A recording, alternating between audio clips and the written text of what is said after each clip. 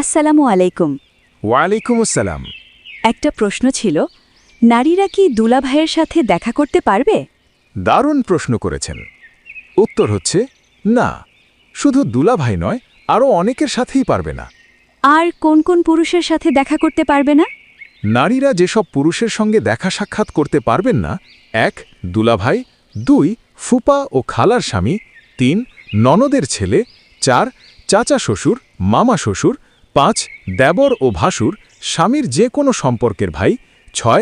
স্বামীর মামাতো, খালাতো, চাচাতো ও ফুপাতো ভাই, ৭. ননদের স্বামী অর্থাৎ স্বামীর বোনের স্বামী, ৮. মামাতো, খালাতো, চাচাতো ও ফুপাতো ভাই।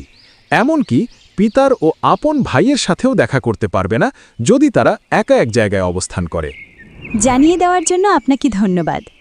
সবাই সতর্কতার জন্যে হলেও ভিডিওটি শেয়ার করে দেবেন। আপনার একটি শেয়ারে অনেক বোন জিনা, ব্যভিচার ও ধর্ষণের মতো বিপদ থেকে বাঁচতে পারে।